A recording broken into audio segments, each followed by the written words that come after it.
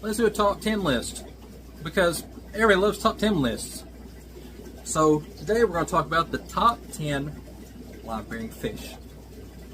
So to put a little restriction on it, we're talking about just freshwater fish, or fish that are mostly freshwater, might can tolerate some brackish, just because it's fluid. So let's get started. Coming in at number 10, we have Gamboa.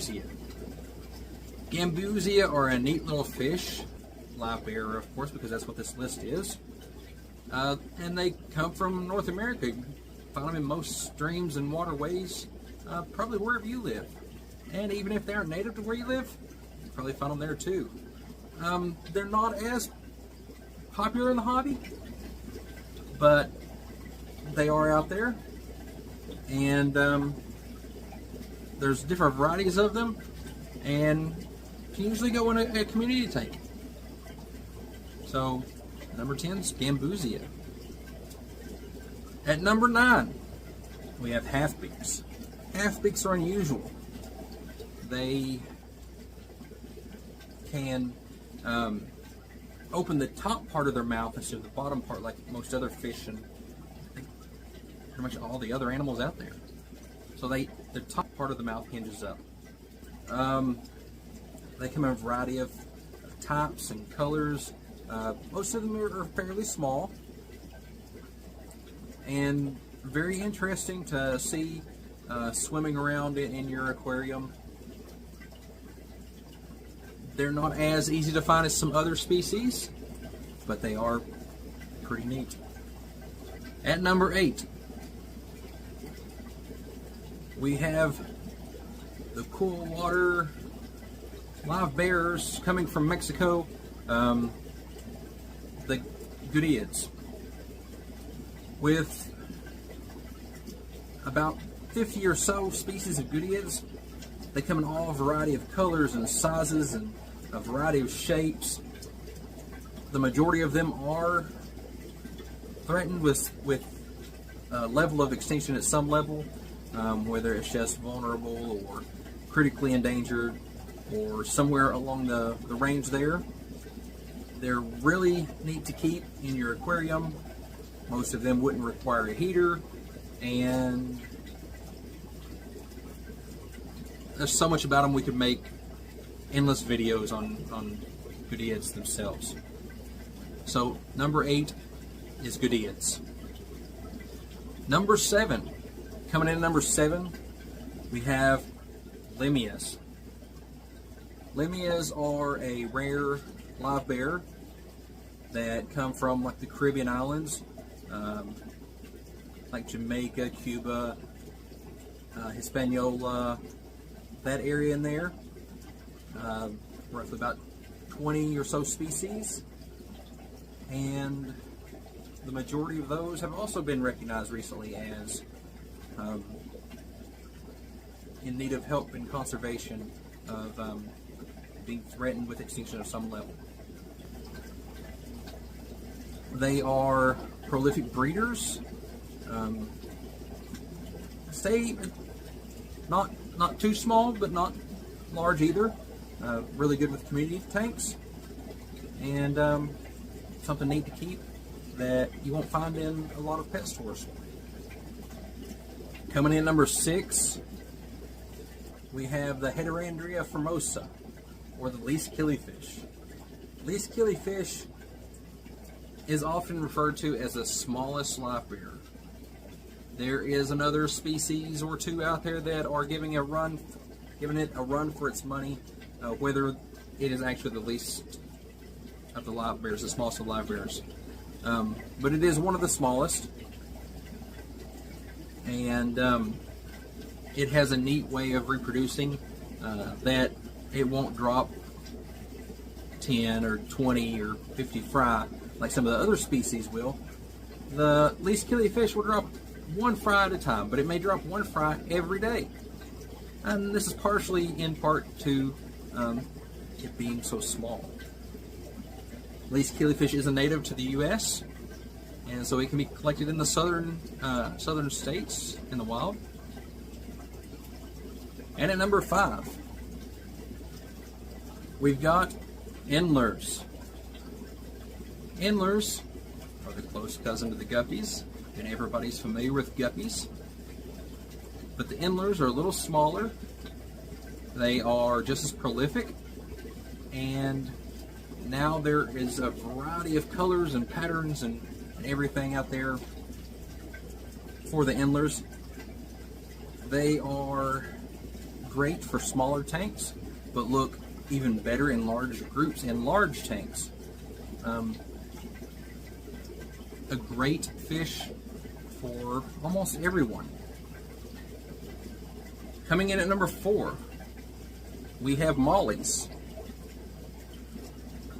Mollies are in the same genus as the Endlers and the Guppies, but they get a little larger.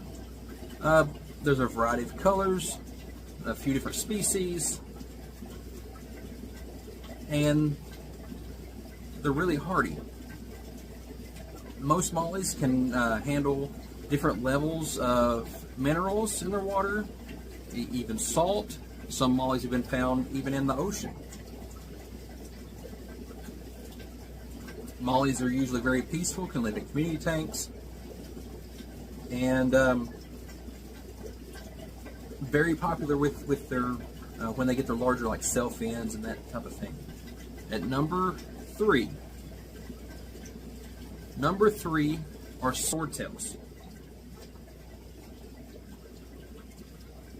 Swordtails are really popular in that the males get an extension on their tail fin, leading to the name of swordtail. They can come in different sizes and different colors. You have the wild types and the domestic types. The domestic types you can get reds and yellows and blacks and blues and every color of the rainbow, and fin extensions and wire tails and whatever you can imagine. The wild types you can get from different localities. You can get small ones, you can get large ones. Some of them get up to 6 inches or so. Some of the smaller ones will stay really small. But of course, the small ones stay small.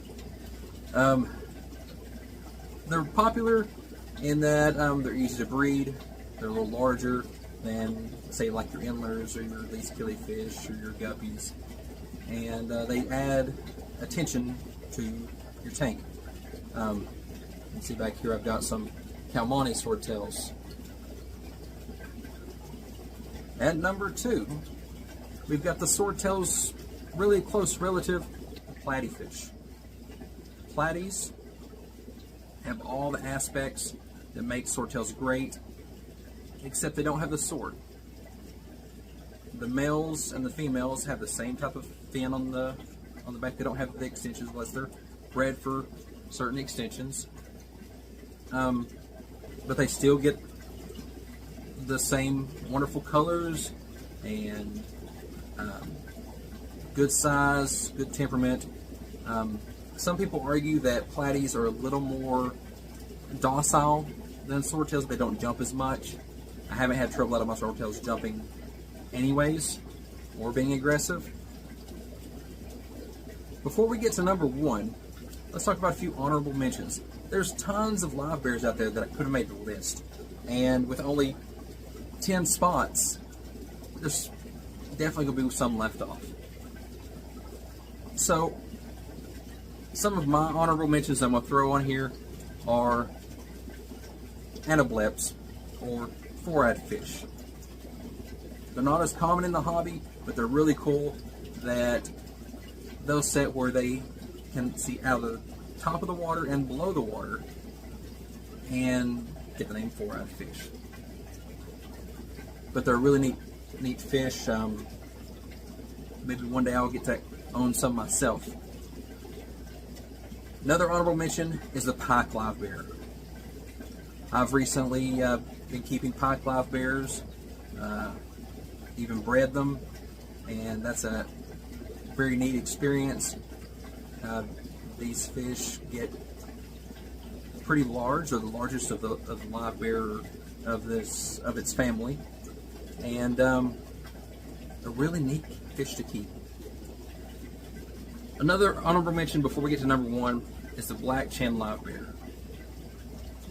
This species is small, is great in community tank, and has one of the neatest looks, with it getting a black line along its chin and lower portion there. There is a variation of it where it'll get like a yellow or gold line there, which just makes it even cooler. So the black chin livebearer is the last of the honorable mentions.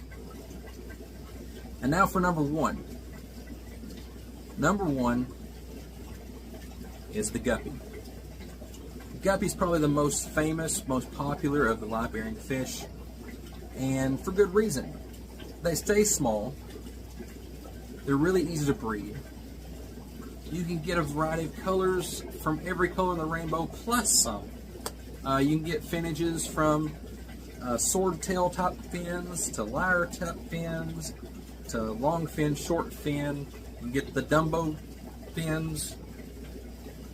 You can get a variety of colors on the body, and the body match the fins, or be different colors and patterns.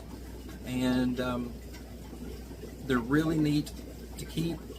Being small, they can be kept in a smaller tank, but they also work great in a large community tank. And they're great to breed in that you can cross one look with another look and come up with your own strain or a different look altogether. Or you can try to breed to keep certain colors and certain patterns as pure as you can.